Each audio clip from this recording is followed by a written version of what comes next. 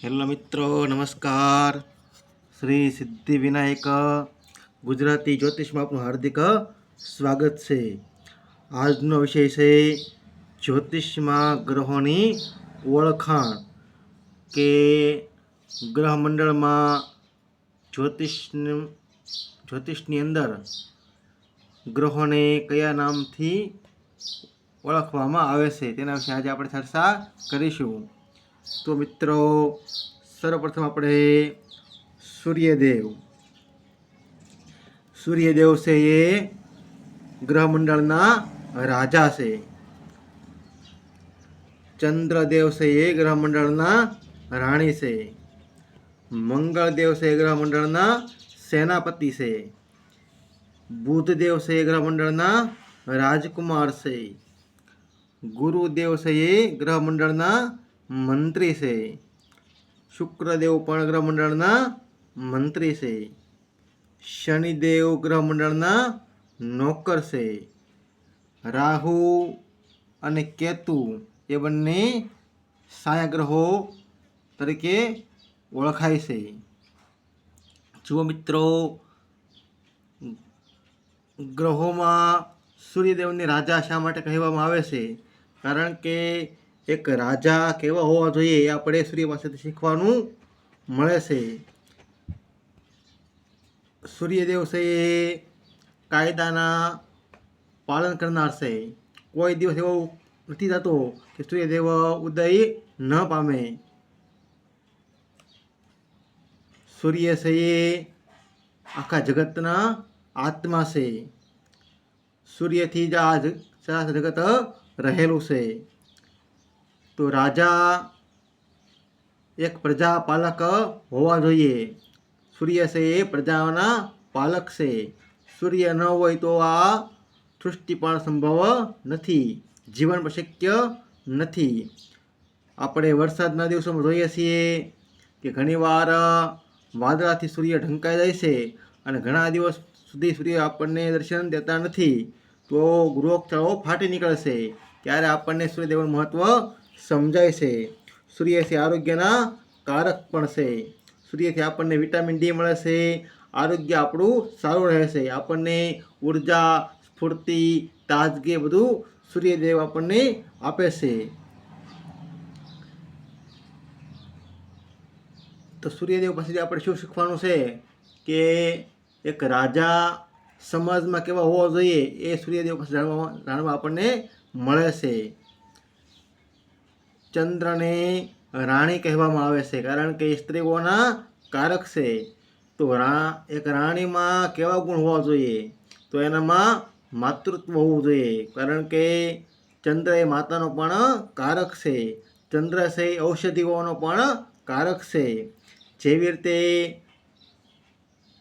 વૃક્ષ હોય એમાં જે કાંઈ ફળ આવે એ ફળની અંદર રસ કોણ પૂરે છે? તો કે ચંદ્રદેવ પૂરે છે, કારણ કે ચંદ્ર છે એ ઔષધિઓના કારક છે.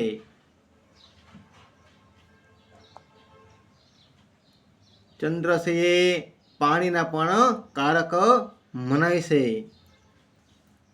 ફળની અંદર જે રસ છે એ પણ પ્રવાહી જ હોય છે. આપણે અંજવાળિયામાં સુદ પક્ષની અંદર ચંદ્રના કિરણો વૃક્ષના ફળની અંદર પડે છે ત્યારે એમાં એક પ્રકારનું રસ ઉત્પન્ન થાય છે. એનું કારણ ચંદ્રદેવ છે. તો ચંદ્રદેવ એ માતૃત્વના કારક છે અને ગ્રહમંડળમાં રાણી તરીકે ઓળખાય છે, કારણ કે રાણીમાં એક માતાના ગુણ બધાય હોવા જોઈએ. એટલે જ ગ્રહમંડળમાં ચંદ્રને રાણીનું બિરુદ આપવામાં આવ્યું છે. મંગળને સેનાપતિનું બિરુદ આપવામાં આવ્યું છે. એક સેનાપતિ કેવા હોવો જોઈએ?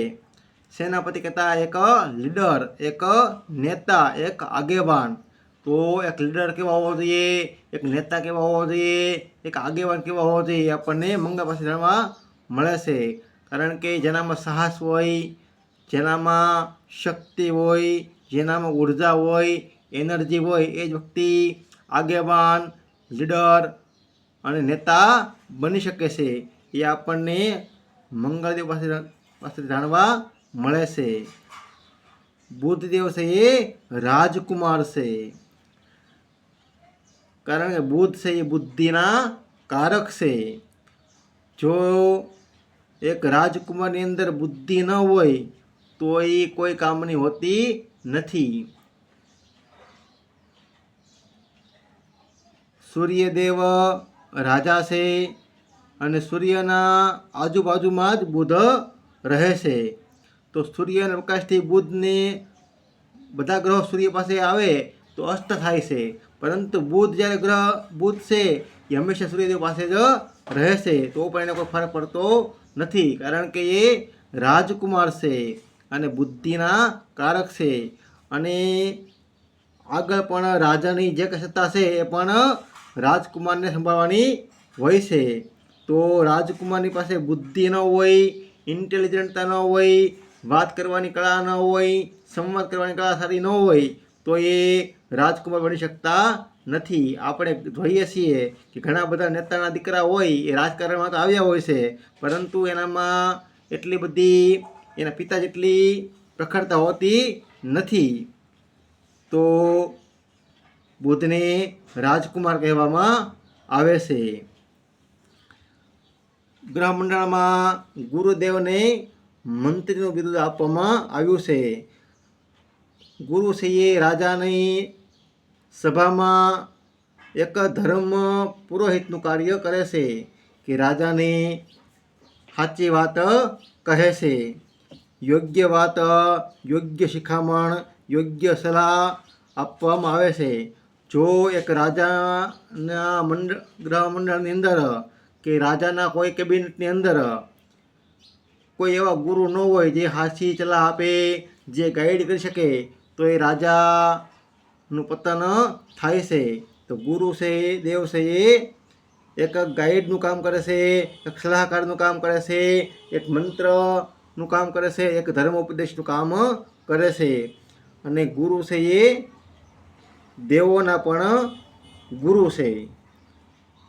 જ્યારે શુક્ર છે એ દૈત્યોના ગુરુ છે.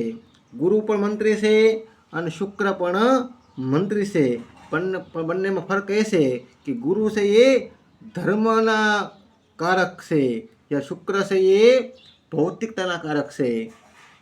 જો રાજાને તો એક ધર્મ આપી શકે, ધર્મ ઉપદેશ આપી શકે એવા પણ ગુરુની જરૂર હોય છે, અને જે ભૌતિક જ્ઞાન પણ આપી શકે એવા પણ ગુરુની જરૂર હોય છે.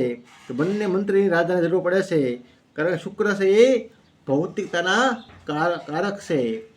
રાજા પાસે ધન ન હોય, વૈભવ ન હોય, ભૌતિકતા ન હોય, કે એવી કોઈ સલાહ આપવામાં ન હોય તો પણ રાજાનું પતન થાય છે. માટે શુક્રની પણ એટલી જ જરૂર રહેલી છે, કારણ કે શુક્ર છે એ ભોગ, વિલાસ અને ભૌતિકતાના કારક છે. શનિદેવને નોકરની ઉપમા આપવામાં આવેલી છે, કારણ કે નોકર એટલે જે હાર્ડવર્ક કરી શકે, જે સતત મહેનત કરી શકે એને નોકર કહેવામાં આવે છે. આપણા સમાજમાં પણ જોઈએ આપણે તો પ્રશાસન હોય એ પણ આપણો એક નોકર ગણાય છે. કોઈ અધિકારી હોય, કોઈ કર્મચારી હોય, રાજકારણી પણ એક આપણા નોકર જ ગણાય છે, કારણ કે એ પણ જનતાએ છૂટેલા હોય છે. તો જે હાર્ડવર્ક કરી શકે, તે સતત મહેનત કરી શકે એવા નોકરના કારક શનિદેવ છે. શનિદેવ છે એ દીર્ઘતાના કારક છે, એટલે કોઈ પણ લાંબી વસ્તુ હોય કે મોડામાં મોડું જે કાર્ય હોય એના કારક પણ શનિદેવ છે. તો નોકરમાં આવા બધા ગુણ હોવા જોઈએ, જે દીર્ઘ કામ કરી શકે, આળસ ન કરે, સતત મહેનત કરે અને પોતાનું કામ ટાઈમ ટુ ટાઈમ કરી શકે, એના કારક પણ શનિદેવ છે. માટે જ એને નોકર કહેવામાં, શનિને ગ્રહમંડળમાં નોકર કહેવામાં આવે છે. રાહુ અને કેતુદેવને છાયા ગ્રહો કહેવામાં આવે છે, કારણ કે એને પોતાનું અસ્તિત્વ નથી. એ બંને એક છાયા ગ્રહ છે, કે જે પણ ગ્રહોની સાથે એ બેસે છે તેનું એ રૂપ ધારણ કરે છે. કોઈ પણ વસ્તુ હોય એ એની છાયા પોતાની મેળા જો ધારણ કરી લેશે, છાયા બનાવવી પડતી નથી. તો રાહુ અને કેતુ એ બંને છાયાના કારક છે. આવી રીતે ગ્રહમંડળમાં બધા ગ્રહોની ઓળખાણ અર્થે બતાવવામાં આવી છે, એનું વિરુદ્ધ એની સંજ્ઞા અર્થે બતાવવામાં આવી છે. મિત્રો, જ્યોતિષ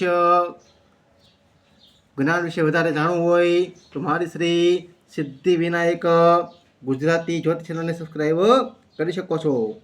તેમજ મિત્રો, વિડીયો પસંદ આવે તો લાઈક, શેર અને ચેનલને સબસ્ક્રાઈબ કરી શકો છો.